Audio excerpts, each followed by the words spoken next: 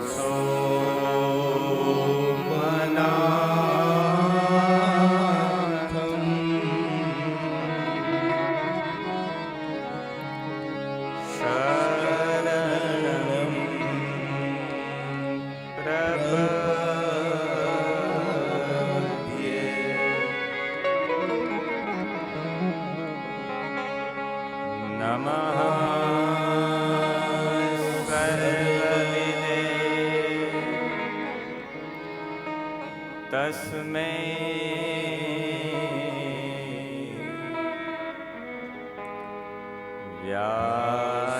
व्यासाय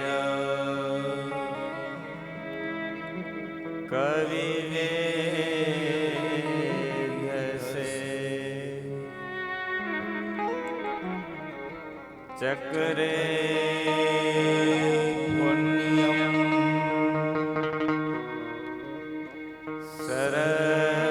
सरस्वत्या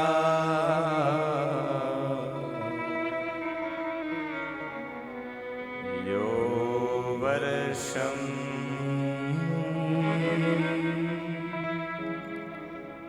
इव भारतम्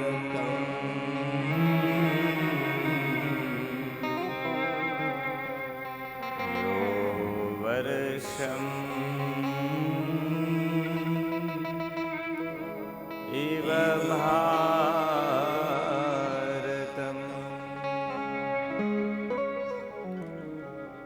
श्री शिव महापुराण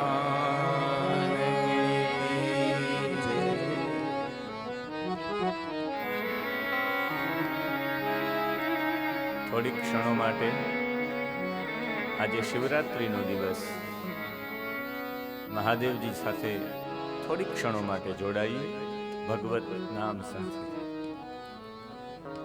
શંકર જય જય ત્રિપુરારી જય જય શંકર જય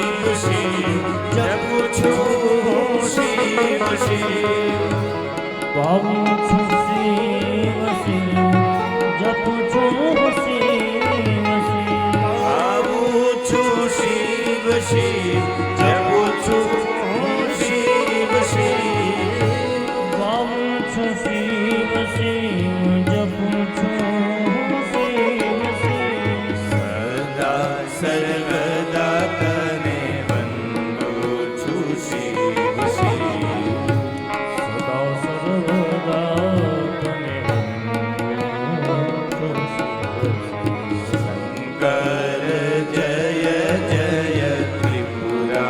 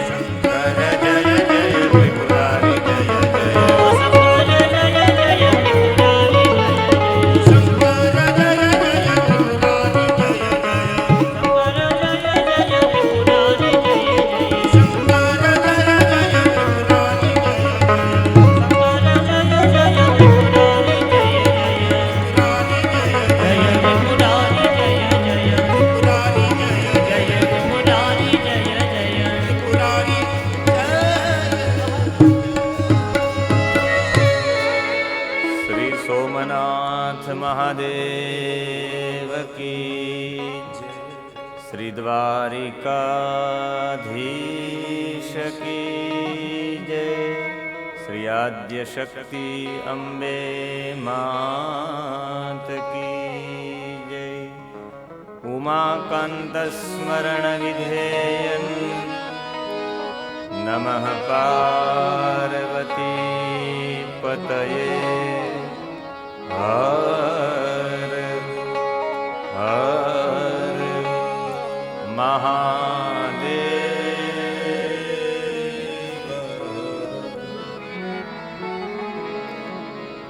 હરિ ઓમ. નિષ્કલંક, નિષ્પ્રપંચ, નિર્ગુણ નિરાકાર ચંદ્રમૌલેશ્વર ભગવાન સોમનાથ દાદાના ચરણોમાં વંદન. 24,000 મંત્રોના રૂપમાં શિવપુરાણ એવા મંત્રરાજ શિવપુરાણને વંદન. ભગવાન શિવ પ્રત્યેની અનન્ય શ્રદ્ધા લઈને પધારેલા તમામ શિવ ભક્તોને પ્રણામ સાથે સૌને જય સોમનાથ.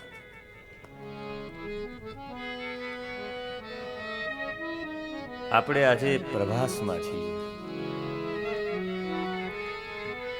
આ પ્રભાસ ક્ષેત્રની એ તમામ ચેતનાઓને વંદન અને ગીર સોમનાથ મીડિયા સેન્ટર ના માધ્યમથી આપણે પણ ભગવાન સાથે જોડાવા માટે આવા પવિત્ર પર્વમાં શિવરાત્રિ અંતર્ગત આપણે મહાદેવજીનું અર્ચન કરી રહ્યા છે. એમાં આજે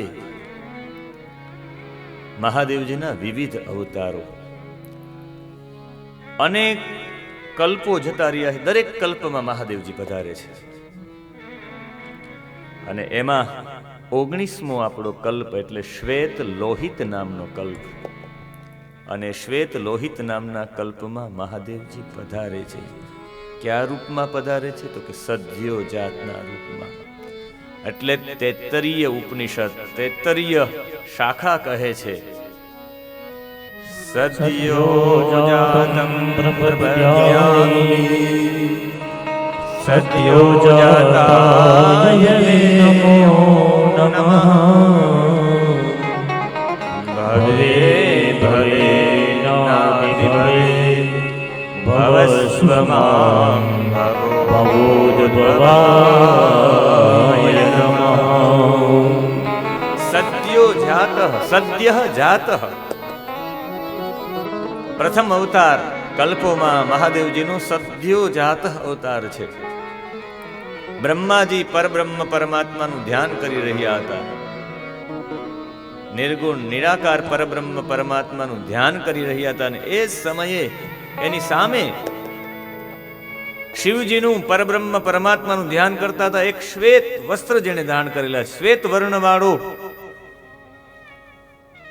અને એ શ્વેત વર્ણવાળો એક બાળક એમની સામે શિખાધારી એક કુમાર ઉત્પન્ન થયો જેને શિખા પણ હતી.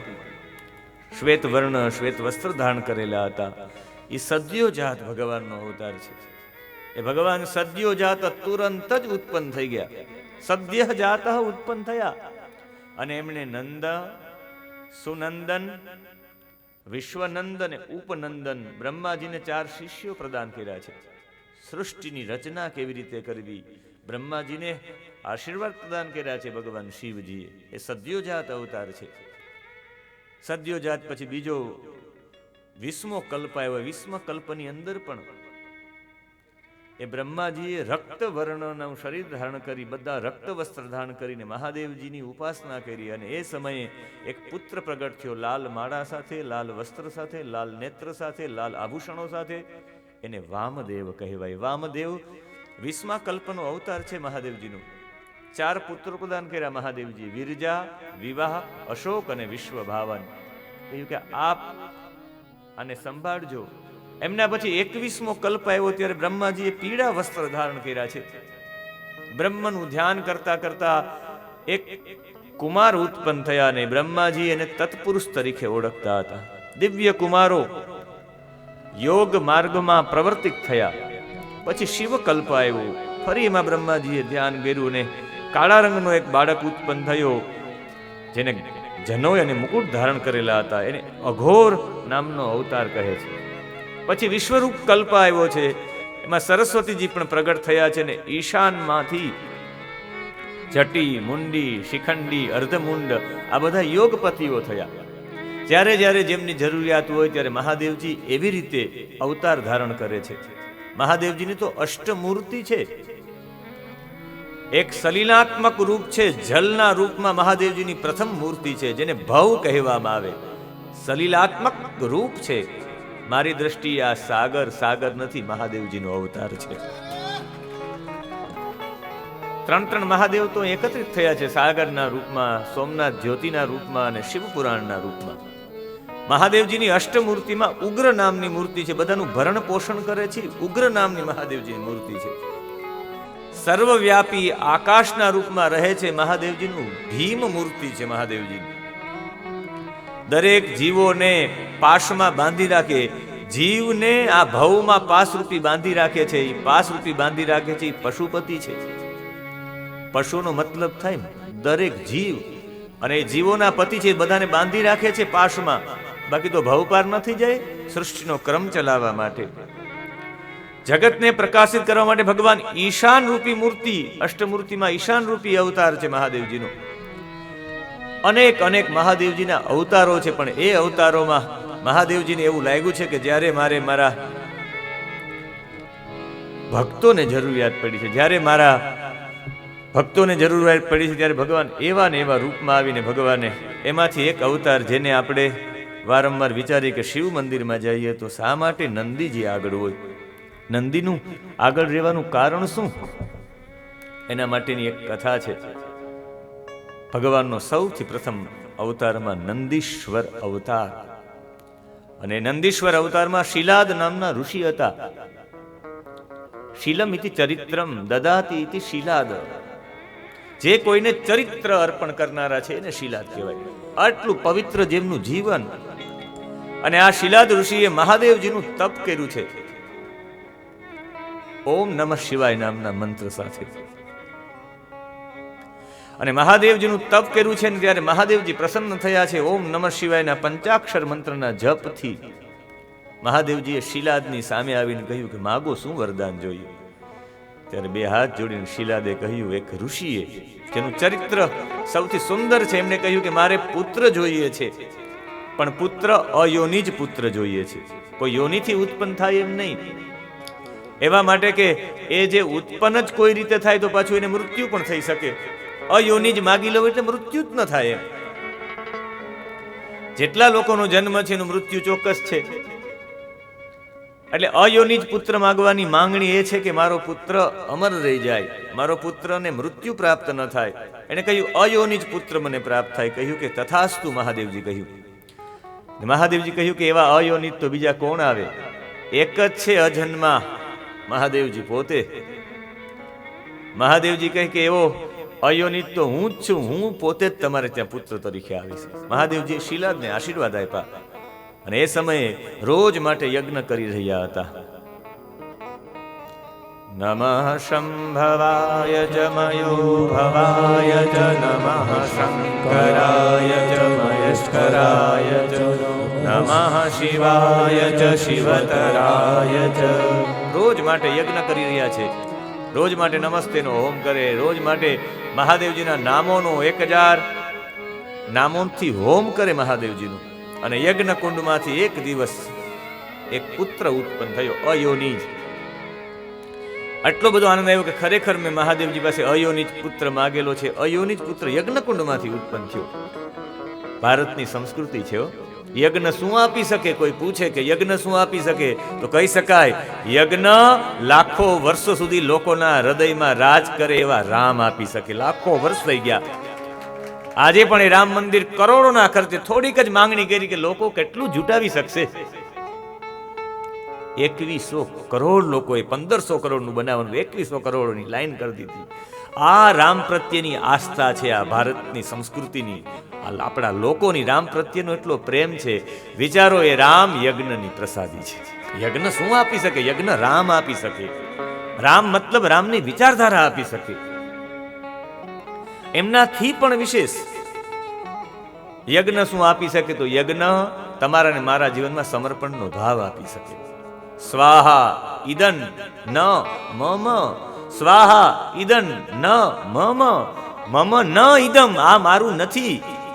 ઇન્દ્રાય સ્વાહા ઇન્દ્ર માટે છે, શિવાય સ્વાહા રામાય સ્વાહા બધું મારા માટે નથી, બધું પરમાત્મા માટે છે. આવી સમર્પણની ભાવના યજ્ઞથી આવી શકે. યજ્ઞ આ સંપૂર્ણ વાતાવરણને પવિત્ર બનાવી શકે. યજ્ઞના માધ્યમથી જે પણ સામગ્રી છે એ સામગ્રીને તમે સૂક્ષ્મમાં રૂપાંતરિત કરી શકો. 2 કિલો કદાચ તમને સાકર આપવામાં આવી તો 2 કિલો સાકર તમે ગ્રહણ ન કરી શકો. 2 કિલો સાકરને જો હોમવામાં આવે તો એને સૂક્ષ્મમાં રૂપાંતરિત કરીને તમે ગ્રહણ કરી શકો.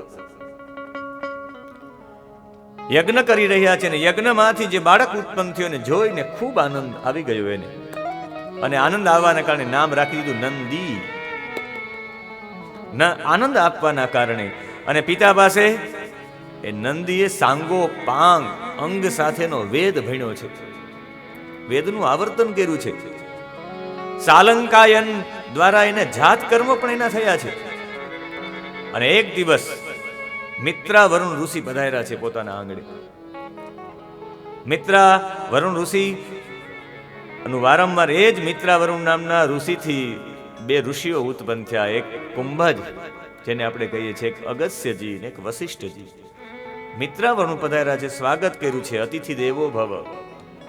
કાલે અમારું આખું પ્રવચન અતિથિ ઉપર રહ્યું, અતિથિ દેવો ભવ ઉપર. તાલાડામાં અહલ્યાને એના પતિ ગૌતમ કહે છે કે આતિથ્યેન દુર્વૃત્તે લોભ મોહ વિવર્જિતા મત સકાશમ મુદા યુક્તામ તમ વપુર ધરઈષ્યસી. આ શ્લોક ઉપર ચર્ચા રહી કે અતિથિની સેવા કરતા, અતિથિનું સ્વાગત કરતા તમારા જીવનમાંથી લોભ અને મોહ કેવી રીતે જતા રહી. લોભ અને મોહ જતા રહી તો જ્ઞાન અને વૈરાગ્ય કેવી રીતે પ્રાપ્ત થાય. લોભ છે, લોભનો અભાવ તમારા જીવનમાં વૈરાગ્ય ઉત્પન્ન કરે છે. લોભનો તમારા જીવનમાં અભાવ થાય એટલે વૈરાગ્ય ઓટોમેટિક ઉત્પન્ન થઈ જાય. તમારા જીવનની અંદર મોહનો અભાવ થાય એટલે તમારા જીવનમાં જ્ઞાન ઓટોમેટિક આવી જાય. લોભ અને મોહ જતા રહે જ્ઞાન અને વૈરાગ્ય સ્વયં પ્રગટ થાય. અને જ્ઞાન અને વૈરાગ્ય જ્યાં સ્વયં પ્રગટ થાય ને ત્યાં અખિલ બ્રહ્માંડનો માલિક સામેથી ચાલીને આવે કે મારે તમારા ઘરે આવવું છે. જે સ્થાન ઉપર, જે જગ્યા ઉપર અભાવ થાય લોભ અને મોહનો, ત્યાં જ્ઞાન અને વૈરાગ્ય સિદ્ધ થાય. મને એવું લાગે છે કે એ અહલ્યાના ઘરે જ્ઞાન અને વૈરાગ્ય ઉત્પન્ન થયા, લોભ અને મોહ જતા રહ્યા આતિથ્ય સત્કારથી. એટલે ભગવાન ત્યાં પધાર્યા. અને એનાથી પણ વિશેષ એવું કહી શકાય કે જલારામ બાપાને પણ અતિથિની સેવા કરતા કરતા લોભ અને મોહ જતા રહ્યા. લોભ અને મોહ જવાથી એના જીવનમાં જ્ઞાન અને વૈરાગ્ય ઓટોમેટિક આવી ગયું. લોભનો અભાવ, મોહનો અભાવ જ્ઞાન અને વૈરાગ્યને ઉત્પન્ન કરે છે. અને જ્ઞાન ને વૈરાગ્ય હતું એટલે તો પરમાત્મા એની પાસે સામેથી આવ્યા. અતિથિની પૂજા કરવી જોઈએ, અતિથિને દેવ માનવા જોઈએ. અને એ જ અતિથિનું પૂજન કર્યું અને બાળકની સામે જોયું કે આ બાળક કોણ છે? કે મારો દીકરો છે નંદી. સાંગોપાંગ વેદનું અધ્યયન કરી રહ્યો હતો. મેં સાંગોપાંગ વેદનું અધ્યયન કરાવડાવ્યું છે. મિત્રા વરુણે આંખ બંધ કરી થોડીક વાર માટે, અને આંખ બંધ કરીને જોયું તો ખબર પડી કે આ બાળકનું તો 1 જ વર્ષ આયુષ્ય છે. 1 જ વર્ષમાં બાળક ગુજરી જશે. કે તો આંખમાંથી અશ્રુની ધારા પડી ગઈ. જે પુત્ર મેં અયોનિજ માગેલો છે, ભગવાન શિવે સાક્ષાત કહ્યું છે કે હું તારે ત્યાં પુત્ર થઈને આવીને આ પુત્ર મારાથી જતો રહેશે. ખૂબ રેડા છે શીલા ઋષિ, પણ એ પિતાજીને રડતા જોયા એમણે. એ સમયે સોગંદ ખાધા એના દીકરાએ, પિતાજી તમે સેજ પણ ચિંતા ના કરો, હું સાચું બોલું છું, હું સોગંદ ખાઉં છું. હાથ રાખીને પોતે બોલ્યા છે અથાપી ચાલ્પ મૃત્યુર્મે ન ભવિષ્યતિ માતુદઃ સત્યમ બ્રવીમિ જનક શપથં તે કરોમ્યહમ. અથાપી ચ અલ્પ મૃત્યુર્મે, ભલે મારું નજીકમાં મૃત્યુ હોય, ન ભવિષ્યતિ માતુદઃ, તમે સેજ પણ બિલકુલ ગભરાવાની જરૂરિયાત નથી. તમે પિતાજી રડો નહીં. કોણ બાળક એવો હોય કે પિતાને રડતા જોઈ શકે? મારું અલ્પ મૃત્યુ છે એટલે તમે ડરો નહીં, તમે રડો નહીં. અને સત્યમ બ્રવીમિ જનક, હું સત્ય બોલું છું હે પિતાજી, હે જનક. શપથમ તે કરોમ્યહમ, હું શપથ, હું સોગંદ ખાઉં છું, બિલકુલ સત્ય બોલું છું. દેવતા કદાચ આવે, દાનવો કદાચ આવે, યમ કદાચ આવે, કાલ કદાચ આવે, બધા મને સાથે મળીને મારવા ચાહે તો પણ મારું મૃત્યુ થશે જ નહીં પિતાજી, કારણ કે મને ખ્યાલ છે કે મૃત્યુને જીતવા માટે મૃત્યુંજયને જપવા પડે. હું મૃત્યુંજયની સાધના કરીશ. બધા મને મારી નાખવા તત્પર થશે, પણ હું તપથી મૃત્યુંજયને પ્રસન્ન કરી અને મૃત્યુને હું હટાવી દઈશ પિતાજી. મૃત્યુંજયથી મૃત્યુને હું જીતીશ. પિતાજીને વંદન કરી પિતાજીની પ્રદક્ષિણા કરી છે. આપણી સંસ્કૃતિમાં ખાલી વ્યાસપીઠની જ પ્રદક્ષિણા થાય એમ નહીં, મંદિરોની પ્રદક્ષિણા થાય એમ નહીં, સત્પુરુષોની પણ પ્રદક્ષિણા થાય છે. ગણેશ પુરાણમાં કથા આવે છે સોમદત્તની. જ્યારે પણ કોઈ એવો વિશિષ્ટ વ્યક્તિ હોય, કોઈ તપસ્વી વ્યક્તિ હોય, સાધુ સંતો હોય, મહાત્મા હોય, કોઈ વેદ પાઠી બ્રાહ્મણ હોય, એને લોકો પગે લાગે ને પગે લાગીને પછી એની એક પ્રદક્ષિણા ફરે. એના શરીરની ઓરા એ મને પ્રાપ્ત થાય. મંદિરમાં જે મંત્રોની ઓરા પ્રદક્ષિણા ફરવાથી જો પ્રાપ્ત થતી હોય, મહાપુરુષ પાસેથી પણ પ્રાપ્ત થાય. પિતાજીને પ્રદક્ષિણા કરી અને એ સમયે વનમાં જતો રહ્યો. આસન લગાવી દીધું છે ઉગ્ર તપનું, અને એ જ પંચાક્ષર મંત્ર, એ શિલાનંદન, એ શિલાદ નંદન, એ જે શિલાદ નંદને ઉગ્ર તપસ્યા માટે એક જ જપ કર્યો છે, ઓમ નમઃ શિવાય, ઓમ નમઃ શિવાય, ઓમ નમઃ શિવાય, ઓમ નમઃ શિવાય. સાતત્ય. જેના જીવનમાં મૃત્યુની ઘટના ઘટી હતી, જેની આગાહી મિત્રાવરુણ નામના ઋષિએ કરી છે. મૃત્યુ નજીક હતું, એક જ વર્ષમાં મૃત્યુ હતું, પણ બેસી ગયો આ શિલાનંદને નંદી સાધના માટે ઓમ નમઃ શિવાય સાતત્ય સાથે. જ્યારે પણ આપણે કથાઓ સાંભળીએ કે 1000 વર્ષ સુધી તપ કર્યું, 36,000 વર્ષ સુધી તપ કર્યું, એ 36,000 વર્ષ સુધી સાતત્યની નિશાની છે. આપણે કીધું કે ભાઈ આ કેટલા સમયથી બેઠો છે. ઘણા સમય સુધી 3-4 કલાક 5 કલાક બેઠો, તમને એવું થવા માંડે કે ઘણા સમયથી બેઠો છું. અને એમ જ એ ઘણા બધા સમયને સૂચક માટે શબ્દ વર્ષ શબ્દ વાપર્યો. અને વર્ષ શબ્દ છે એ ઘણો બધો કાળ બતાવવા માટે, ઘણો સમય બતાવવા માટે, ઘણા સમય સુધી સાતત્ય સાથેનું એટલું બધું કર્મ કર્યું કે ક્રિયમાન કર્મ હતું. એ જ ક્રિયમાન કર્મ પરિવર્તિત થઈ ગયું સંચિત કર્મમાં, અને એ સંચિત કર્મ પ્રારબ્ધ કર્મ બની ગયું. અને પ્રારબ્ધ એવું બધું બની ગયું કે એ જ ઓમ નમઃ શિવાયનો જપ એના માટે એટલો બધો સંપન્ન થયો કે મહાદેવજી પ્રસન્ન થઈ ગયા, મહાદેવજીની સામે પ્રગટ થઈ ગયા. અને શિવજીની પોતાની ભક્તિથી શિવજી પ્રસન્ન તો થયા, પણ નંદીના નેત્રો છલકાઈ ગયા, નંદી રડવા માંડી ગયા.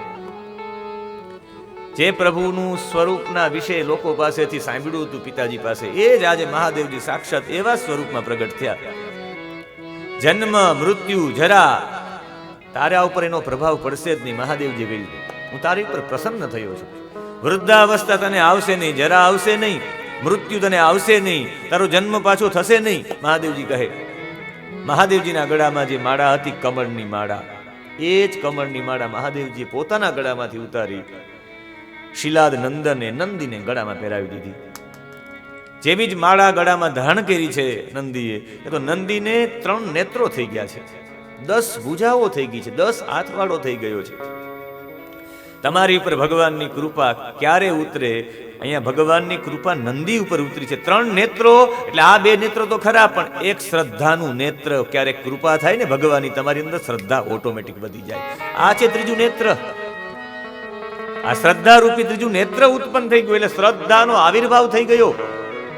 અને 10 ભુજાઓ એટલે તમારા કર્મ કરવાની શક્તિ વધી જાય. ભગવત કૃપા તમારી ઉપર થાય, કર્મ કરવાની શક્તિ વધી જાય. તમે અહીંયા દોડો, અહીંયા દોડો, અહીંયા જાઓ, અહીંયા જાઓ, તો પણ તમને થાક ન લાગે. તમે એક વ્યક્તિ કદાચ ને એક દિવસમાં એક કામ કરી શકતો, 2 કામ કરી શકતો, પણ તમે એક સાથે 10 કામ કરો ત્યારે તમારે સમજવાનું કે હું 10 હાથ છે મારે, આનો બીજો મતલબ કોઈ છે નહીં. દરેક સ્ત્રીઓ અષ્ટભુજા છે જ, 8 કામોને પકડી રાખે છે. એના માટે કઈ અહીંયા હાથ, અહીંયા હાથ, આમ 8 હાથ નહીં, પણ 8 કામોને એક દિવસમાં પરિપૂર્ણ કરે. એટલે અષ્ટભુજા વાળી છે જ દરેક જગદંબાઓ. અહીંયા એક સાથે એમને 10 ભુજાઓ થઈ ગઈ, એટલું બધું બળ મળી ગયું, 10 ભુજાઓ જેવું બળ મળી ગયું. 3 નેત્ર થઈ ગયા એટલે એકદમ શ્રદ્ધાની આંખ મળી ગઈ છે, એક દિવ્ય દ્રષ્ટિ મળી ગઈ છે.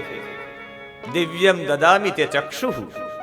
જેમ ભગવાન દિવ્ય દ્રષ્ટિ આપે એમ આનામાં પણ દિવ્ય દ્રષ્ટિ આવી ગઈ. અને પછી તો ભગવાને કહ્યું બોલ ક્યું વરદાન આપું. તપ કેવું કર્યું છે શિલાદ ઋષિ.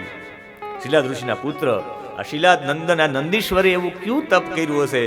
ઓમ નમઃ શિવાયનો કેટલા સમય સુધી જપ કર્યો જેમણે? શિયાળામાં, ઉનાળામાં, ચોમાસામાં પોતાનું આસનને ન છોડ્યું. આસન ન છોડીએ તો ચોક્કસ મહાદેવ રાજી થાય. આપણું આસન કેટલું મજબૂત છે એના માટે. કમળની માળા પહેરાવી, 3 નેત્ર 10 ભુજાઓ થઈ ગયા.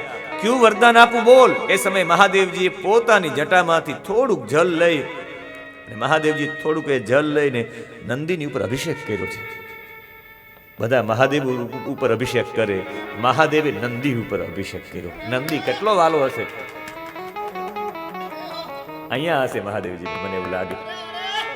હૃદયસ્થ, જે હૃદયસ્થ હોય, અભિષેક એના ઉપર થાય જેની સાથે તમારું સાતત્ય જોડાયેલું છે. મહાદેવજી ઉપર સતત ધારા જલની પધરાવી છે. ભગવાન, હું સતત તારી સાથે જોડાયેલો રહીશ એ બતાવવા માટે સતત ગળતીમાંથી જલ પડતું હોય છે. અવિચ્છિન્ન ધારા, હું અવિચ્છિન્ન તારી સાથે જોડાયેલો છું. છેદન વિના હું જમવા જાઉં, મહાદેવ મારી સાથે હોય. હું સુવા જાઉં, મહાદેવ મારી સાથે હોય. હું ફરવા જાઉં, મહાદેવ મારી સાથે હોય. ભગવાન, એક ક્રિયા તો બતાવ, હું તારી સાથે ન હોઉં. તું મારી આત્મા છે મહાદેવ, મારી અંદરની બુદ્ધિ છે, એ બુદ્ધિ માં ભગવતી છે. આ મારું શરીર છે, એ શરીર નથી, તારે રહેવા માટેનું ઘર છે. હું જ્યાં ત્યાં ફરું છું, તારી પ્રદક્ષિણા છે મહાદેવજી. એક ક્ષણ પણ એવી નથી હું તારા વિના અલગ રહી શકું. આવી ભૂમિકામાં રહેવું, આનો મતલબ થાય છે હૃદયસ્થ રહેવું. અભિષેકનો મતલબ થાય કે હું સતત તારી સાથે જોડાયેલો છું. જતો યતઃ સમી હશે તતો નો અભયંકુરુ. પરમાત્મા, હું તારી સાથે સતત જોડાયેલો છે. એટલે કદાચ એવું લાગે કે શંકરાચાર્યજીએ અંતિમ શ્લોકમાં કહ્યું છે કે ભગવાન, હું સતત તારી સાથે જોડાયેલો છું. ક્રિયા ભલે ગમે તે કરું, પણ હું જોડાયેલો તારી સાથે છું. એટલે માનસ પૂજામાં ભગવાન કહે છે, શંકરાચાર્ય ભગવાન ભોળાનાથ, આત્માત્વં ગિરિજામતી સહચરા પ્રાણા શરીરં ગૃહં પૂજાતે વિષયોપભોગ રચના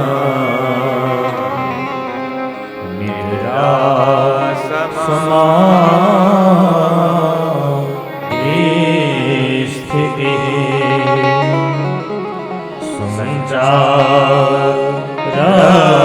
સંચારપદયો પ્રદક્ષિણવિધિ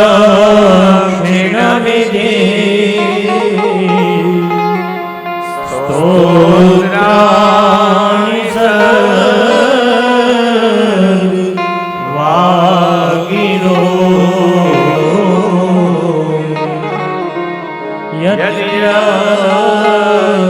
કર્મ કરોમિ તદખિલં શંભો તવારાધનં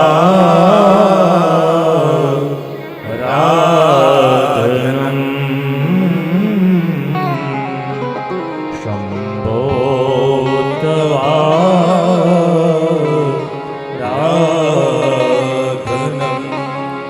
હે પરમાત્મા, યદ યદ કર્મ કરોમિ તત અખિલમ. હું જે પણ કંઈ કર્મ કરું છું એ તારી આરાધનાથી, મતલબ મારા દરેક કર્મમાં તું જોડાયેલો જ છે. મહાદેવજીનું અભિષેક છે, મહાદેવજી સાથેનું સાતત્ય બતાવે છે. મહાદેવજીએ નંદી ઉપર, એ શિલાદ નંદન, એ શિલાદના પુત્ર ઉપર મહાદેવજીએ પોતે અભિષેક કર્યો છે. પોતાના મસ્તકમાંથી ગંગા જલ લઈ અને જેવું જ મસ્તક ઉપર પધરાયું છે ને, ત્યાં મસ્તક ઉપરથી 5 નદી થઈ ગઈ.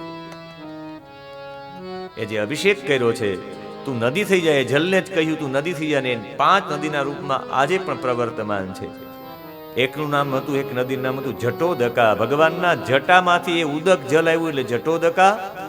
બીજી નદીનું નામ હતું ત્રિસ્રોતા. 3 સ્રોત હતા એમના, ત્રિસ્રોતા. ત્રીજી નદીનું નામ હતું વૃષધ્વની.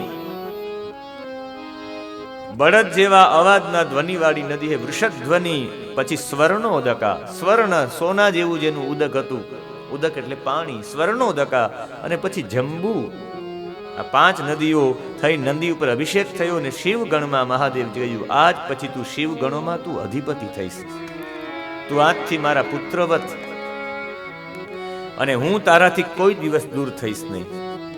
મારા દર્શન કરે એ પહેલા લોકોએ તારા દર્શન કરવા પડશે.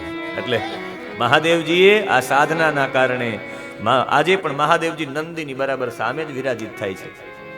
નંદી એનું વાહન બન્યો, એમના ગણના અધિપતિ બન્યા છે, શિવગણોના અધિપતિ બન્યા છે. પણ એ જ જે નંદીશ્વર હતા, જે શિલાદ નંદન, શિલાદના પુત્ર હતા, એમણે મૃત્યુને જીતી લીધું નહીં, મૃત્યુંજયને જીતી લીધા. મૃત્યુને જીતવું તો સામાન્ય છે, કોઈ લાંબા વર્ષ જીવી શકે, અને મૃત્યુને જીતી એવા ચિરજીવીઓ છે જેને આપણે ચિરંજીવીઓ કહીએ છીએ. મૃત્યુને જીતી શકાય. માર્કંડેજીએ પણ મૃત્યુને જીતી લીધું છે. મૃત્યુને જીતી શકાય એવા ઉદાહરણો ઘણા બધા છે. હુમાયુના જીવનમાં પણ છે, એણે પણ મૃત્યુને પાછળ ઠેલી દીધું હતું. અરે એ જવા દ્યો, અમરેલીના મૂળદાસ, એણે પણ મૃત્યુને ઠેલી દીધું. એક દિવસ છોકરી, એક દીકરીનું વાયણું વળતું હતું, લગ્ન થઈ ગયા, અને પછી લગ્ન પછીને તેડવા જતા હતા, જેવા જતા હતા સસરાના ઘરે, ત્યાં બધાએ આ પાલખી લઈને નીકળ્યા. સંત મહાત્માની શરીર છૂટી ગયું હતું, પ્રાણ નીકળી ગયો હતો. અને એ સમયે કોઈ કીધું કે ઓહો, આજે જ આને મરવું તું. આજનો આ દિવસ તો કેટલા સમય પછી હું મારા સસરાના ઘરે જતી હતી ને એવો વિચાર આવ્યો. એ સમયે એ પાલખીમાંથી મૂળદાસ બાપુ નીચે ઉતરી ગયા, કહ્યું કે લઈ લ્યો હવે કાલ વાત, આનું બગડવું ન જોઈએ. કહેવાનો મતલબ છે મૃત્યુને ટાળી શકાય, મૃત્યુને ટાળી શકાય, મૃત્યુને જીતી શકાય, પણ મૃત્યુંજયને જીતવો નહીં કોઈ નંદી જેવું જ કરી શકે. મૃત્યુંજય જીતાઈ ગયા. મહાદેવજી કહ્યું તું પ્રત્યક્ષ મારી સામે બિરાજજે. મરુતોની કન્યા સુયશા સાથે લગ્ન થયા છે નંદીના. મરુતોની દીકરી સુયશા સાથે લગ્ન થયા, અને આ મહાદેવજીનો નંદીશ્વર અવતાર છે. મહાદેવ નંદીના રૂપમાં સ્વયં મહાદેવ છે. કદાચ ને મહાદેવના દર્શન ન થઈ શકે, નંદીના કરી લો તો એ સમજી લો. અમારે તો છે,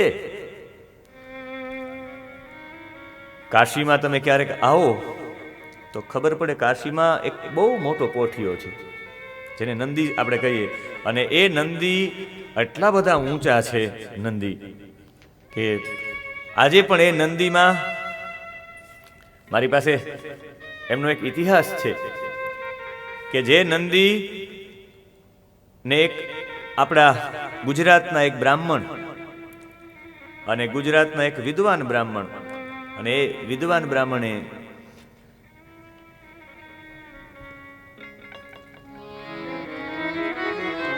अस्माकं सौभाग्यम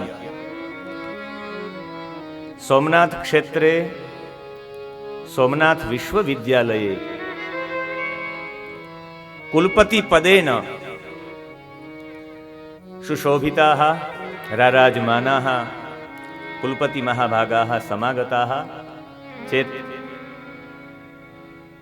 कृष्ण एव नाम उपाधि अलंकृताः गोपस्य बंधु इति अस्माकं क्षेत्रे संस्कृतस्य रक्षणं भवेत् तदर्थमेव संकल्पः कृतः। संकल्पं कृत्वा एव सम्प्रति अस्माकं प्रभास क्षेत्रे सर्वान् पाठयन्ति कुलपति रूपेण इति अस्माकं सौभाग्यम्। अस्मिन् कथा मध्ये उपस्थिताः तान् प्रणमामि नमामि च। આજે પણ એક એનો નિયમ છે કે એક એવું સ્થાન છે કે જે સ્થાનની અંદર એ મહાદેવજીનો જે પોઠિયો છે કાશીમાં, એ કાશીમાં એ પોઠિયાને ઘાસ ખવડાવ્યું હતું ને ઘાસ ખાઈ ગયું. તો આજે પણ એ મહાદેવજીના મંદિરમાં મને ક્યારેક ક્યારેક એવું થાય કે રામ મંદિર કી મુક્તિ હુઈ, અબ કાશી વિશ્વનાથ કી ભી મુક્તિ હોની चाहिए। વારાણસીમાં અવિમુક્તેશ્વર મહાદેવના એ ક્ષેત્રમાં, અને જ્યારે પણ એમણે ત્યાં એ અર્પણ કર્યો ને એ ખરેખર આરોગી ગયા. એનાથી પણ બહુ દૂર ન જવું તો બિલેશ્વર, બિલેશ્વરમાં પણ બહુ મોટા નંદી તરીકે છે. એટલે નંદી બીજા કોઈની, નંદી સાક્ષાત મહાદેવજીનો અવતાર છે. અને એ મહાદેવજીનો અવતાર છે. એ સાથે નંદીશ્વર અવતાર, ભગવાને શિલાદ ઋષિના તપના કારણે ભગવાન સ્વયં નંદી બનીને એમના ઘરે પધાર્યા છે. એમના પછી ભૈરવ અવતાર છે મહાદેવજીનું. ભૈરવ પૂર્ણ રૂપો હિ શંકરસ્ય પરાત્મનઃ મૂઢાસ્તં વેદ જાનન્તિ મોહિતા શિવમાયા. ભૈરવ પૂર્ણ રૂપો હિ, भैरव छे पूर्ण रूप से, भैरव ही पूर्ण रूप है महादेव जी का. शंकरस्य परमात्मनः, शंकर का पूर्ण रूप ही भैरव है. मूढ़ास्तम ते न जानन्ति, जो मूढ़ लोग होते हैं उसे जान नहीं पाते ये कौन है. मोहिता शिव माया, शिव की माया से मोहित है, कोई जान नहीं पाता. आज भी मार्गशीर्ष मास में कृष्ण पक्ष में अष्टमी आती है, तब काशी में मंगलवार के दिन पूरा पूजन होता है उनका. एक अपराधी को दंड देने के लिए, एक असत्य प्रस्थापित करके अपने आप को पूजा कराने वाले ब्रह्मा जी को दंड देने के लिए महादेव जी की भ्रुकुटी से उत्पन्न हुए, भयंकर रूप में उत्पन्न हुए, इसलिए तो वो भैरव है. 5 मुख वाले ब्रह्मा जी ने भी बार बार असत्य का सहारा लेकर, एक केतकी के पुष्प का सहारा लेकर बताया कि मैं उनके मूल तक जा आया, यही मेरा साक्षी है. वो झूठ बोलने से ही जब महादेव जी प्रकट हुए तो उनकी भ्रुकुटी से, दोनों भ्रुवों के बीच में से एक भयंकर एक गण उत्पन्न हुआ. माने वो शिव का ही रूप था. ब्रह्मा को शिक्षा प्रदान करने के लिए वो पधार, इसलिए एक नाम कालराज भी है, एक नाम उनका रुद्र भी है. काल पुरुष भ्रुकुटी से उत्पन्न हुआ, इसलिए रुद्र भी उनका नाम है. भयंकर होने से वो भैरव भी है. इसीलिए जब भैरव जी प्रकट हुए तब काल के रूप में प्रकट हुए, इसलिए काल भैरव भी माने जाते हैं. वो सभी के पाप भक्षण करने वाले हमारे काशी में तो वो कोतवाल है, वो रक्षक है. आज भी कोई विश्वनाथ के दर्शन करे या न करे, लेकिन कोई भैरव जी के दर्शन नहीं करेंगे तो काशी की फल की प्राप्ति नहीं होती. इसलिए आज भी माना जाता है कि हम काशी में जाए और काशी में भैरव के दर्शन करें. वहां एक शिव जी ने वहां काशी में एक कन्या भी उत्पन्न की है, और वो कन्या दूसरी कोई नहीं, वो कन्या है काशी में प्रवेश करने से ही ब्रह्म हत्या चली जाती है. इसलिए कहा है या मुक्ति पुरी काशी सर्वाभ्योऽपि गरीयसी आधिपत्यं च तस्यास्ते कालराज सदैव हि. सर्वत्र ते प्रवेशोस्ति त्यक्त्वा वाराणसीं पुरीं. ब्रह्म हत्या को सभी जगह प्रवेश है, लेकिन वाराणसी में प्रवेश नहीं है. काशी जाने से ब्रह्म हत्या दूर हो जाती है. हमें ऐसा होता है, कैसे दूर होती है? काशी में पंडित लोग इतने हैं, आपको गली गली में विद्वान लोग मिल जाएंगे. एक गली में आप निकलेंगे तो आपको विश्वनाथ दातार मिल जाएंगे, न्याय के बड़े विद्वान. अब राजाराम शुक्ल जी मिल जाएंगे, वेदांत के विद्वान. आप निकल जाएंगे कहीं पे भी, पूरी एक एक गली ऐसी कोई गली नहीं है. आप सांगवेद विद्यालय में जाए, एक छोटी सी गली है लखन, लेकिन वहां एक विश्वेश्वर द्रविड़, राजेश्वर द्रविड़ जी ऐसे है. मानो शास्त्रों में आज भी उनकी, जब हम पढ़ने जाते तो वो 3 बजे कभी बुलाते, 3 बजे पढ़ने आना. माने वो 3 बजे पढ़ने के लिए, पढ़ाने के लिए तत्पर हो तो कितने बजे वो जागृत होते थे, कितने बजे वो उठते होंगे, कब उनका जागना होता है. माने ऐसे दिव्य पुरुषों की नगरी है, इसलिए ब्रह्म हत्या वहां प्रवेश कर नहीं सकती.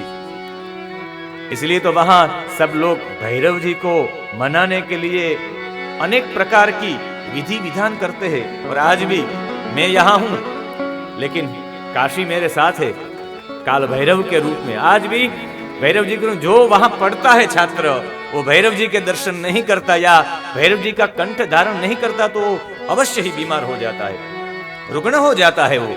इसलिए सभी भैरव जी का कंठ धारण करते हैं. इसलिए तो भैरव को मनाया जाता है। प्रतिपाल देव दमद मस्त काल भैरवा,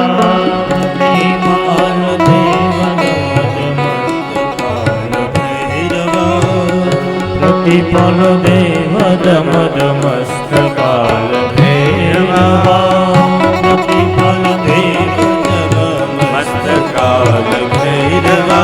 आयो शरण में तेरी तू कर निहार भैरवा, आयो शरण में तेरी तू कर निहार भैरवा, आयो शरण तेरी तू कर निहार भैरवा, आयो शरण तेरी तू कर निहार भैरवा।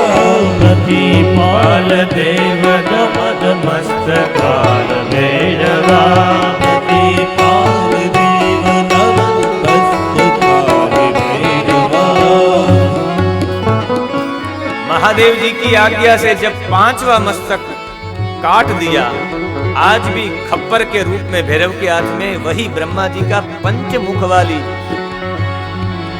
आज भी वो खप्पर धारण करते हैं। और भैरव ने उसी खप्पर में सबसे भिक्षा भी मांगी है। भैरव के सभी मंदिर वाराणसी में है, और वहां उज्जैन की तो बात ही मत करे, उज्जैन में भी प्रत्यक्ष भैरव है। मैं बताना नहीं चाहता कि वहां क्या पी जाते हैं, जैसे आप रखेंगे तो तुरंत ही वो पी लेंगे। आप देखते देखते ही देखेंगे तो आपका पात्र है वो खाली हो जाएगा। माने वही भैरव महादेव जी का एक भयंकर स्वरूप है। लोहा लंगर लंगोटा हे वज्र का कछोटा, लंगर लंगोटा हे वज्र का कछोटा, लोहा लंगर लंगोटा हे वज्र का कछोटा, लंगर लंगोटा हे वज्र का कछोटा। ये रंग भंग जोटा उन्मत विशाल भैरवा, ये जोटा उन्मत विशाल भैरवा, ये रंग भंग जोटा उन्मत विशाल भैरवा, ये रंग रंग जोटा उन्मत विशाल भैरवा। भवताम उपस्थिति अग्रे एव सन्ति, भवताम दर्शनमपि सर्वेषां कृते भवेत्, तदर्थमेव ये संस्कृत रक्षकाः सन्ति, ये संस्कृत संवर्धकाः सन्ति।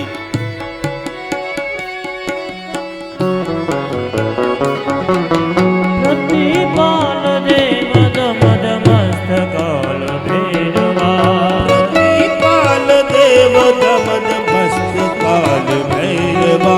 आयो शरण तिहारे तुम कर निहाल भैरवा, आयो शरण तिहारे तुम कर निहाल भैरवा। विश्वेश्वरेपि ये भक्ता नो भक्ता काल भैरवे न लभन्ते महादुःखम काश्याम चैव विशेषतः।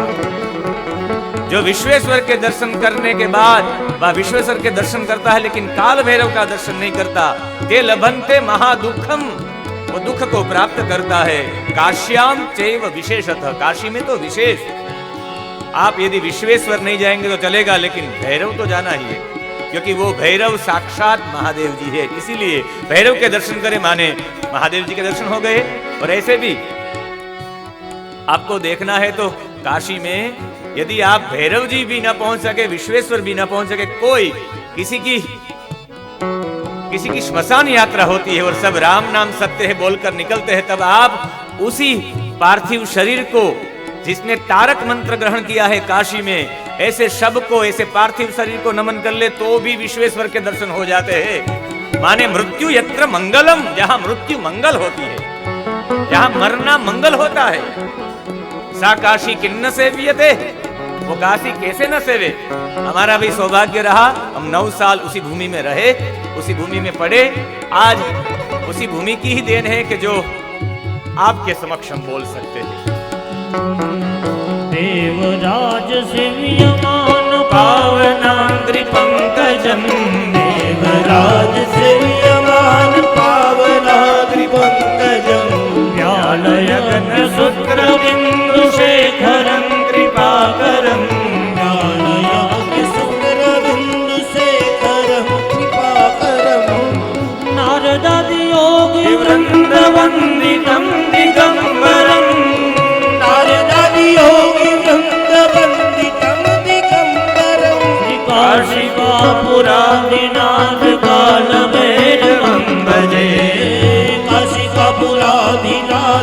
निहाल भैरवं भजे। आयो शरण में तेरे तुम कर निहाल भैरवा। आयो शरण में तेरी तू कर निहाल भैरवा। प्रतिपाल देव दमद रक्षकाल भैरवा। प्रतिपाल देव दमन मस्त काल भैरवा।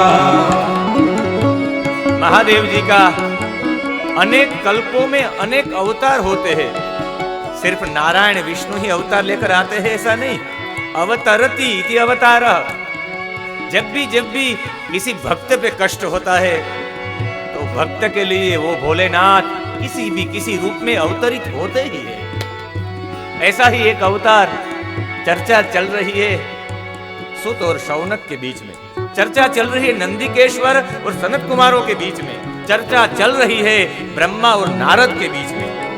कितने संवाद एक साथ जुड़े हुए हैं। ऐसा ही एक अवतार हुआ है, वो अवतार गृहपति का अवतार। रविराज ने बनाया यह चहुमुखा सुहाया। राज ने बनाया यह चहुमुखा सुहाया। रविराज ने बनाया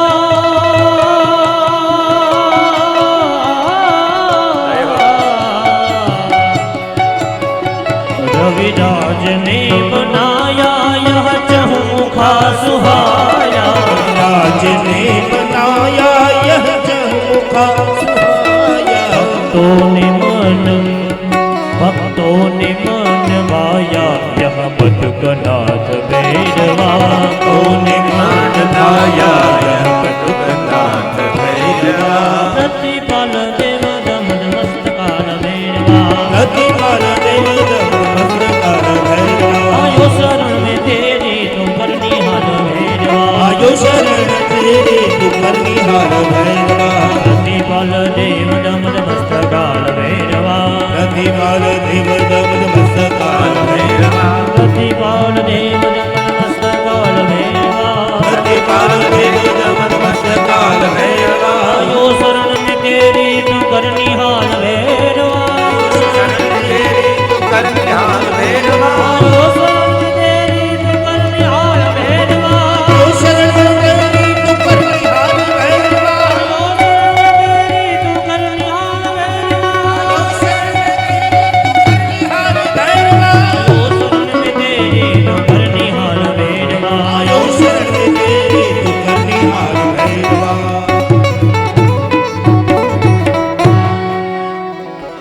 गृहपति भी अवतार हुआ है। शौनक आदि ऋषियों ने जानने के लिए फिर से विनती की। ये विस्तार पूर्वक भी ये कथा हमें सुनाई। ये सिर्फ कथा ही नहीं, कथा सारम। पहले ही कहा ये कथा का पूरा सार है। नर्मदा के तट पर एक नर्मपुर नाम का नगर था। वहां विश्वानर नाम के मुनि जो शांडिल्य गोत्र में उत्पन्न हुए थे, जो अग्नि का गोत्र है।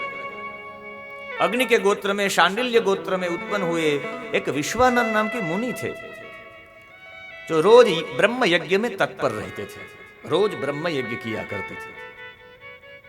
माने स्वाध्याय का, पूरे ग्रंथों का आवर्तन, रोज नित्य स्वाध्याय करना, वही ब्रह्म यज्ञ है।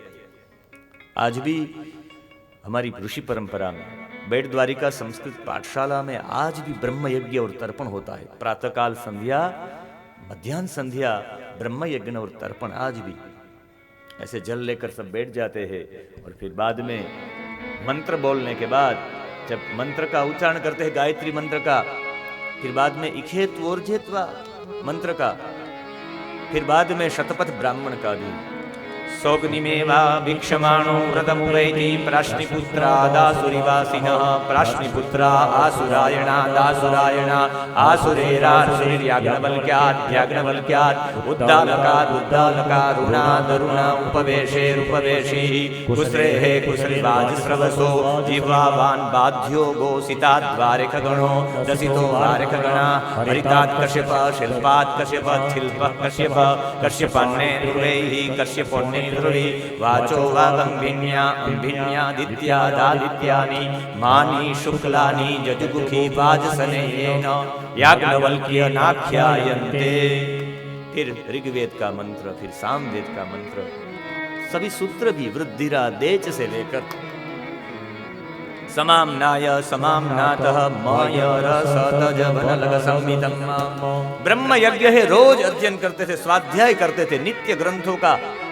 ऐसे ब्रह्म यज्ञ में तत्पर एक विश्वानर नाम के मुनि थे और उनकी पत्नी थी शुचिस्मती, माने पवित्र महिला थी, पति की सेवा में हरदम रहती थी। और एक दिन योग्य वर की प्राप्ति के लिए पति ने कहा कि योग्य आप वर मांगिए, आप हमारी सेवा में ही है। जैसे भामती थी वाचस्पति की सेवा में। मालूम भी नहीं हुआ कि मेरी पत्नी मेरे घर पर है। कितनी सेवा की। वो ऐसे टीका लिखने में लगे हुए थे शंकर भाष्य के साथ, जैसे आज भी ब्रह्म सूत्र पे टीका लिखने वाले थे। इतने परिश्रमी थे कि मालूम ही नहीं हुआ कि पत्नी है मेरे पास। मेरी पत्नी को मैं न्याय दे नहीं रहा हूं, उनके सामने देख नहीं रहा हूं। कई साल बीत चुके थे। आज ऐसा ही हुआ, अपनी पत्नी को देखकर कहा कि वर मांगो, आपने बहुत सेवा की है हमारी। तब कहा कि स्त्री का एक ही वर होता है और मैं वर में एक ही चाहती हूं। स्त्री का पूर्णत्व तभी होता है जब संतान की प्राप्ति होती है। बिना संतान की स्त्री पूर्ण हो ही नहीं सकती, क्योंकि उनकी शादी, उनका विवाह इसलिए तो होता है। विवाह इसलिए ही होता है कि विवाह से प्रजोत्पत्ति माने वंश आगे चले, इसलिए तो कन्या का दान होता है। और विवाह का एक अर्थ वो भी है, वी माने विकार, वा माने वासना, ह माने हनन। विकार और वासना का हनन कर देता है, वही तो विवाह है। यहां स्त्री का पूर्णत्व तभी प्राप्त होता है जब उनको संतान की प्राप्ति होती है। आप मुझे संतान की प्राप्ति के लिए वरदान प्रदान करें। वरदान तो प्रदान किया, लेकिन कहा कि हमें वाराणसी जाना होगा। बनारस में महादेव जी की पूजा करेंगे। वो अविमुक्तेश्वर क्षेत्र है, अविमुक्त क्षेत्र है। वो भगवान कभी छोड़ते ही नहीं, प्रलय काल में भी छोड़ते नहीं काशी को। वहां वीरेश लिंग की स्थापना की, आराधना की। और जो वीरों के ईश है से वीरेश नाम के महादेव के लिंग की आराधना, स्थापना के बाद आराधना, गंगा स्नान नित्य। 13 मास बीत चुके थे, 1 साल और 1 मास बीत चुके थे। 13 मासों तक बस एक ही महादेव जी का गंगा स्नान करे, महादेव जी का अर्चन, महादेव जी का पूजन, महादेव का अभिषेक। 1 साल के ऊपर 1 मास बीत चुका था। आज सुबह गंगा स्नान करने के लिए दोनों पति पत्नी के व्रत करना पड़ता है। अच्छे पुत्रों की प्राप्ति के लिए माता को व्रत रखना चाहिए, पिता को व्रत रखना चाहिए। एक शुद्ध बुद्ध, एक जीवात्मा हमारे यहाँ पधारे, हमारे गर्भ में वो एक स्थान ग्रहण करे, इसके लिए एक साधना करनी पड़ती है। साधना के लिए यहाँ 13 मास बीत चुके थे। गंगा स्नान करने के बाद जैसे ही पहुंचे, तब देखा तो एक 8 साल का एक बच्चा, छोटा सा एक 8 साल का एक बालक वीरेश की लिंग को भेटा हुआ था। आज पण छे ઊંટડીમાં બથેશ્વર મહાદેવ। ઊંટડી ગામમાં બહુ મોટી શિવલિંગ છે અને એ શિવલિંગ છે એને બથેશ્વર કહેવાય। લોકો આમ બથમાં લે। अभी मैं भी गया था वहां, तो मैंने भी अपने बाहों में भेंट लिया महादेव जी को। मैंने भी कहा कि मैंने तो ऐसे ही, सब कहते थे कि बथेश्वर है, बथेश्वर को भेंटना चाहिए। मैं भी भेंट गया। उसी में किसी ने फोटो निकाल लिया, वो फोटो का एक वीडियो बना दिया। 4.5 लाख लोगों ने देखा। ऐसा ही ये बथेश्वर का प्रभाव। मतलब ये है कि बथेश्वर ने त्या भेटવાનો महिमा है। बहुत सुंदर शिवलिंग है, आटली बड़ी मोटी है शिवलिंग, दर्शनीय है। बथेश्वर महादेव अहिया जब वो भेंटा हुआ था, पूरा वस्त्रों से निर्वस्त्र था वो बच्चा। 8 साल का बच्चा था, वस्त्र ही नहीं पहना था। ऐसे भी ब्रह्म होता है, उसे आवरण नहीं होता। इसलिए महादेव, सब कहते महादेव क्यों दिगंबर है, वस्त्र धारण क्यों नहीं करते? महादेव ब्रह्म है और ब्रह्म के ऊपर आवरण ही नहीं रहता।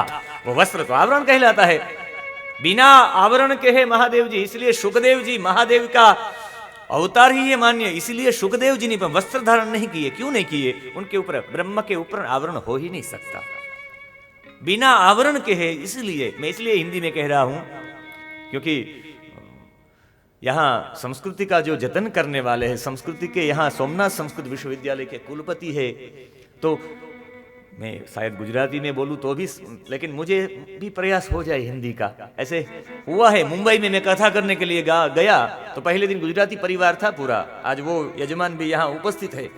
वहाँ पहले दिन मैंने कथा की तो कथा सुनने के लिए गुजराती लोग तो आए थे, उनसे ज्यादा वहाँ से महाराष्ट्रियन मराठी लोग आए थे। ये लोग कम थे, वो लोग ज्यादा थे। तो विनती की उन लोगों ने कि आप हिंदी में बता सकते? मैं क्यों नहीं, कल से हिंदी में करेंगे, यदि आप कहे तो मराठी में करने के लिए भी तैयार हूं। मैंने तो वहां तक अपनी इच्छा जताई, परिश्रम कर लूंगा, रात को सुबह मराठी में प्रस्तुत करूंगा। यदि कहे तो मैंने कहा मराठी में भी कर दूं, लेकिन हिंदी में पूरी कथा हुई। बाद में तो कई जगह पे हिंदी पे कथा हुई, क्योंकि हम रहे हैं वाराणसी में तो थोड़ा प्रभाव तो रहेगा ही। तो इसीलिए यहां वो श्रुति पाठ कर रहा था, वो नग्न था, निर्वस्त्र था, उनके नेत्र कान तक लंबे थे, यहां तक लंबे थे, छोटे नेत्र नहीं थे, इतने बड़े नेत्र थे। माने नेत्र और कान दोनों मिले हुए थे। हमें ऐसा लगेगा कि ऐसा कोई बच्चा होगा जिसके नेत्र कान तक लंबे होते हैं। माने नेत्र की विशालता और कान के पास पहुंचे हुए, इसलिए नेत्र कान से जुड़े हुए थे। माने सिर्फ देखकर ही विश्वास करता नहीं, वो सुनकर भी विश्वास करता है। माने आंख और कान दोनों पवित्र चीज, इसलिए तो नेत्र कर्णयो हो उदक स्पर्श कहा जाता है। दोनों पवित्र चीजों में उनका ऐक्य था, माने अद्वैत था, कानों और आंखों में अद्वैत था। ऐसे थे, वो श्रुति पाठ कर रहे थे। सुंदर जटा थी, मस्तक पर पूरी एक बंधा हुआ था एक वस्त्र, और वो पीत वस्त्र था। सुंदर जटा थी और श्रुति पाठ कर रहा था, वो मंत्रोच्चार कर रहा था। हरि ओम नमस्ते रुद्रमन्यः उतोदइघरे नमः बाहुव्यामुददे नमः जाते रुद्रशिवा तनूरघोरा पापकाशिनी तयानस्तन्वा सन्तमया गिरिशन्ता भिचाकशी। मंत्र सुनाई दिया, वेद मंत्र सुनकर इतना आनंदित हो गए, कितना बच्चा श्रुतियों का पाठ कर रहा है। तब श्रुति पाठ करते हुए प्रार्थना की ये दोनों लोगों ने। इसे अभिलाषा अष्टकम कहा जाता है। अभिलाषा युक्त जो अष्टक मुख से निकला वही अभिलाषा अष्टकम कहा गया है। आज भी कोई 1 साल तक काशी में, वाराणसी में वीरेश्वर नाम की शिवलिंग है, वहां आज भी कोई 1 साल तक त्रिकाल तीनों समय 1 वर्ष तक कोई काशी में इनका पाठ करेगा तो उनकी अभिलाषा पूर्ण होगी। आज भी ये वरदान है। वो साक्षात महादेव जी ही थे बच्चे के रूप में। ये दोनों ने वहां मिलकर प्रार्थना की कि आप प्रभु कैसे हैं, आप जल में भी शीतल है, जल में जो शीतलता है वो आप है प्रभु। प्रभु अग्नि में जो दाहकता है वो अग्नि में दाहकता प्रभु आप है। माने जान गए ये बच्चा नहीं, ये परमेश्वर ही है, इनके ऊपर कोई आवरण नहीं, ये ईश्वर ही है, ये ब्रह्म है। प्रार्थना की कि आप ही सूर्य के अंदर जो गर्मी है वो आप ही है, चंद्रमा में जो आह्लादिकता है जिससे हम प्रसन्न होते हैं चंद्र से, वो आह्लादिकता भी आप है परमात्मा। पुष्प में जो गंध है वो पुष्प में गंध आप है, दूध में जो घी जो घृत है वो आप है प्रभु। सभी में आपका ही स्वरूप है। आप बिना नाक के आप गंध ग्रहण कर सकते हैं प्रभु, आप बिना पैर के चल सकते हैं। ये शिव पुराण की ही बात मुझे लगता है रामचरित मानस में शायद तुलसीदास जी ने ली होगी।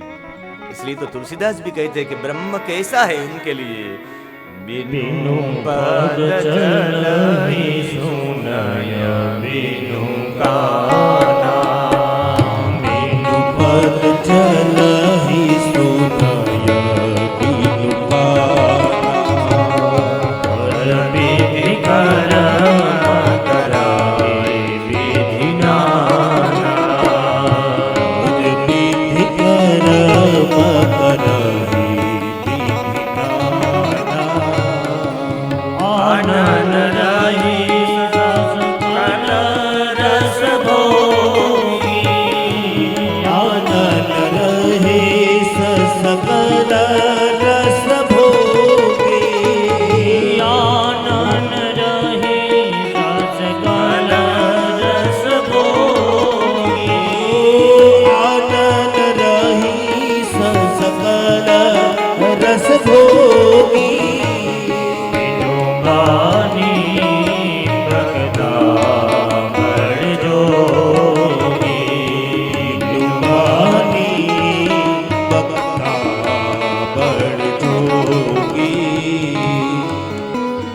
बड़ा वक्ता तो कौन हो सकता है। बिना वाणी के भी वो बड़े वक्ता है।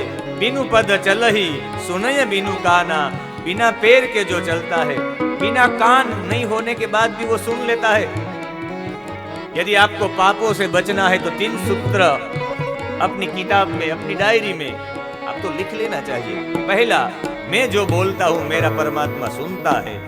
आप कुछ ऐसा बोल ही नहीं सकेंगे जिससे किसी को हानि हो। दूसरा सूत्र यह है, मैं जो कर रहा हूं मेरा परमात्मा देख रहा है, और जो मैं विचार कर रहा हूं मेरा परमात्मा वो समझ सकता है। पापों से निवृत्ति हो जाएगी। यहां पग के बिना वो चल सकता है, नेत्र के बिना वो देख सकता है, जिह्वा के बिना वो रसज्ञान कह सकता है। और विश्वानर मुनि बोले दोनों हाथ जोड़कर के, आप ही ब्रह्म है, मैं आपको समझ गया हूं। पूरे जगत में मैं बार बार सत्य के साथ दोहरा रहा हूं कि आप एक ही है रुद्र, आप दूसरे है ही नहीं। इसलिए आपके चरण में हम दोनों बार बार विनती करते हैं, प्रणाम करते हैं। और दोनों ने वहां सिर झुका दिया। एकं ब्रह्मैवाद्वितीयं समस्तं सत्यं सत्यं नेह नास्ति किंचित्। एको रुद्रो न द्वितीयो वर्तते तस्मादेकं त्वां प्रपद्ये महेशम्। ये अभिलाषा अष्टक है, और ऐसे ही पाठ करने से अभिलाषा अपनी जताई कि आप हमारे घर पर पुत्र बनकर आइए। तो उसी समय आशीर्वाद दिया वही बच्चे ने, वही महादेव जी ने। तो उसी समय गर्भाधान संस्कार हुआ, बाद में पुंसवन संस्कार हुआ, और शुचिस्मति के वहां प्रादुर्भाव हुआ परमात्मा का। ब्रह्मा जी ने आकर जात कर्म संस्कार किए। और नाम कर्ण संस्कार में क्या नाम दिया जाए? कहा गृहपति। गृहपति नाम से उनका नामकरण संस्कार हुआ, यज्ञोपवीत संस्कार हुआ, वेदारंभ हुआ, फिर नारद जी का आगमन हुआ और नारद जी का भविष्य कथन हुआ। नारद जी ने कालिका हस्तम, जैसे कालिका का हस्त ग्रहण किया, ऐसे इनका भी हस्त ग्रहण कहा। हस्त ग्रहण करके वो बोले कि आपके बेटे की आयुष्य 12 साल की है। 12 साल में जब 12 साल का बच्चा होगा तो उनके ऊपर बिजली गिरेगी, मर जाएगा बेटा। और जब अग्नि के द्वारा इनकी मृत्यु होगी, माता पिता ने कई आशाएं अपने मन में जगाते हुए कहा कि और कोई उपाय है तो कि हाँ, एक काशी में चला जाए, ये तो हो सकता है। बच्चे को लेकर रोज माता पिता काशी गए और रोज 108 कलश गंगा जल के लेकर अभिषेक करते रहे। 1 साल तक अभिषेक हुआ। 12 साल का 11वां साल चल रहा था, एक ही साल था, पूरे साल 108 कलशों से गंगा जल का अभिषेक किया। और जब 1 साल तक इंद्र प्रसन्न हुए, कहा कि वरदान मांगो, क्या चाहिए आपको? विश्वानर मुनि कहे कि मैं आपके पास से नहीं, ये बच्चा भी जो गृहपति था वो भी बोले मैं आपके पास से नहीं, मैं तो महादेव जी के पास से मांगूंगा। मैंने साधना ही उनकी की है, उपासना ही उनकी की है। इंद्र कहे हूं ने बे एक, मैं और वो एक ही है। कहा कि नहीं, बिजली उसी समय उनके ऊपर गिरी और मूर्छित होकर जब वो गिर गए, उसी समय इंद्र के रूप में भगवान वहीं प्रकट हुए। भगवाने કહ્યું કે હું જ સ્વયં મહાદેવ છું। હું આજથી તને આશીર્વાદ આપું કે તું બધા જઠરાગ્નિમાં તું વિચરણ કરીશ, દરેકની જઠરાગ્નિની અંદર। અગ્નિશ્વર નામનું શિવલિંગ અને આ પૂજા કરનારને અગ્નિનો કે વીજળીનો કોઈ દિવસ ભય નહીં રહે। આજે પણ છે કાશીમાં અગ્નિશ્વર મહાદેવ। મંદાગ્નિ, અગ્નિમાંદ્યના જેને રોગો થતા હોય છે, જેની અગ્નિ છે મંદ હોય, એવા લોકોએ અગ્નિમાં સમાહિત થઈ જાય એવા આ અગ્નિનો અવતાર શિવ, જેને પંચ અગ્નિ સેવન, જેને ગારેહપત્ય કહેવામાં આવે છે। પાવનાની ભવન્त्येव तस्मात् पावक स्मृतः। कहा से आपका अब जीवन और हमारे जीवन में भी अग्नि चाहिए ही। अपने जीवन में अग्नि, उष्णता नहीं होती तो हम मर जाते हैं। शरीर ठंडा हो जा रहा है, माने मृत्यु निश्चित है, नजदीक है मृत्यु। हमारे जीवन में हम अग्नि कहां से प्राप्त करते हैं? क्योंकि भोजन से। हमारे अंदर, पेट के अंदर एक पकवाशय है जिसे में बॉयलर कहा जाता है। एक मास में हम 30 किलो भोजन कर जाते हैं, रोज का 1 किलो। 12 मास में 360 किलो, 80 साल की हमारी आयु होती है। उसी आयु में हम 300 क्विंटल भोजन ग्रहण कर जाते हैं। वो 300 क्विंटल भोजन को पकाने के लिए 30 क्विंटल लकड़ियां चाहिए, उससे अग्नि प्रज्वलित होती है, तब भोजन बनता है। किसी से पूछिएगा, यहाँ हमारे जो भोजन के प्रबंधक है उसे पूछिएगा कितनी अभी तो गैस आ गया है, वरना 300 क्विंटल को पकाने के लिए 30 क्विंटल लकड़ी की जरूरत होती है, और 1 क्विंटल माने 10 किलो। ऐसे लकड़ियों की व्यवस्था भोजन के लिए भगवान ने स्वयं यहाँ हमारे पेट में कर दी है। वही भगवान का अवतार है, वही गृहपति अवतार है। भगवान जठराग्नि के रूप में सब में प्रस्थापित हुए। मेरी दृष्टि अहम वैश्वानरो भूतवा जो हम बोलते हैं, वो वैश्वानर मेरे महादेव जी है। महादेव जी ने सब भोजन के पाचन के लिए यह अवतार पसंद किया है। एते दशावताराय शंकर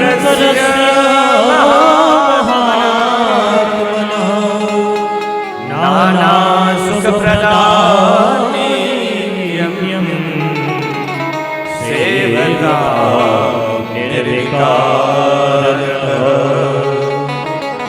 महाकाल के 10 अवतार, जिसमें महाकाल सत्पुरुषोना भोग અને મોક્ષ માટે જેણે અવતાર લીધો છે મહાકાલ, જેણે જેની શક્તિ તારા છે, બધાને સુખ આપવા માટે અવતાર લીધો છે। બાલ ભુવનેશ, બાળકોને સુખ આપનારા માટે પણ ભગવાને અવતાર લીધો છે।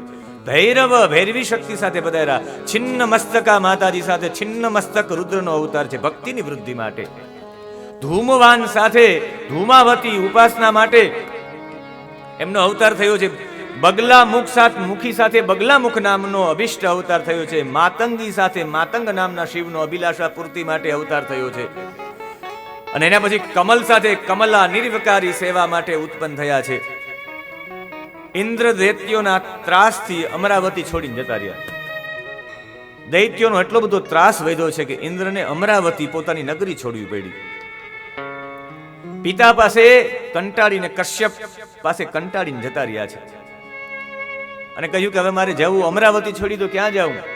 જે સ્વર્ગ છોડીને આવે ને, સ્વર્ગમાં ન ગમતું હોય, સ્વર્ગમાં ન ફાવતું હોય તો કાશીમાં આવી જવાય। કાશી એનાથી મહાન છે। કાશી એવા છે સ્વર્ગો છોડકર।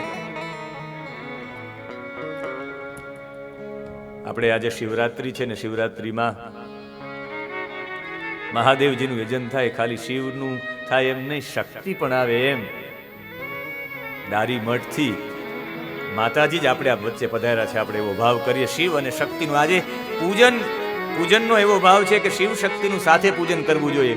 અને કેવી રીતે પૂજન કરવું છે એ પણ મારે બતાવવું છે। સોમનાથના ચરિત્રમાં, એ જ્યોતિર્લિંગમાં આપણે પ્રવેશ કરીએ ત્યારે, અને એ પ્રવેશ કરીએ ત્યારે કશ્યપ દ્વારા સુરભીના પેટે 11 રૂપ ધારણ કર્યા। કપાલી, પિંગલ, ભીમ, વિરૂપાક્ષ, વિલોહિત, શાસ્તા, અજપાદ, અહિર્બુદ્ન્ય, શંભુ, ચંડ અને ભવ, એકાદશમિતા રુદ્ર અને એકાદશ રુદ્ર કહેવામાં આવ્યા છે। અને આ એકાદશ જે રુદ્ર છે એ બધાના અલગ અલગ કાર્યો છે। પણ ભગવાન જ્યારે જ્યારે પણ આવે, ધર્મના માટે ભગવાને એક અવતાર લીધો।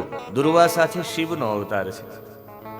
અને હું આપને ચોખવટ કરી દઉં, આ દુર્વાસાએ દરેક તીર્થોનું ભ્રમણ કર્યું ને, તીર્થોના ભ્રમણ પછી એણે નક્કી કર્યું કે મારે વાસ ક્યાં કરવો છે। તો દુર્વાસાએ વ્યાસ આ પ્રભાસ ક્ષેત્રમાં કર્યો છે। સ્કંદ પુરાણ એનું પ્રમાણ છે। રોકાઈ क्या दुर्वासा यहाँ? यहीं से गए ही नहीं दुर्वासा। आज भी दुर्वासा यहाँ है। कोई मुझे पूछता है कि वेरावल में सब लोग क्रोधी क्यों है? दुर्वासा रहे हैं भाई साहब यहाँ, तो क्रोधी तो हो गए ही। इसलिए कोई आपके साथ दुर्व्यवहार करे तो समझ लेना चाहिए ये हमारे दुर्वासा जी का प्रकोप है। क्रोधी आदमी जहां बसता है तो उनके आसपास वाले भी क्रोधी हो जाते हैं। इसलिए आपको लगे कोई छात्र ऐसे हो तो आप सुन लीजिएगा, मान लीजिए कि दुर्वासा के साथ रहिए। ये भूमि ही ऐसी है, दुर्वासा यहां रहे हैं, अंतिम तक उसने दुर्वासा ने छोड़ा नहीं। ये क्षेत्र आज भी कहीं ना कहीं, मुझे कभी कभी किसी कोई ब्राह्मण को देखता हूं और वो ऐसा करना है, यदि वो हमें डांटता है तो मुझे लगता है कि सोमनाथ में हमारे दुर्वासा जी हाजिर है। थोड़ा सा भी आप मन को क्षोभ न करे। मान लीजिए दुर्वासा ने आशीर्वाद दिए हैं, इसलिए आज से कभी भी कोई ब्राह्मण आपके ऊपर यदि क्रोध करे तो समझ लेना ये दुर्वासा के आशीर्वाद मिल रहे, क्योंकि वो क्षेत्र छोड़ते ही नहीं कभी। ये प्रभास इनका प्रमाण है स्कंद पुराण में, दुर्वासा ने कभी छोड़ा ही नहीं। ये दुर्वासा धर्म માટે જે દુર્વાસાએ મોટો ભેખ લીધો છે, દુષ્ટાની વાંસાંસી પરિધાર્યતે ઇતિ દુર્વાસા, દુર્વા અસતિ ભક્ષતિ ઇતિ દુર્વાસા। જે દુર્વાને જ ખાય છે એને દુર્વાસા કહેવાય।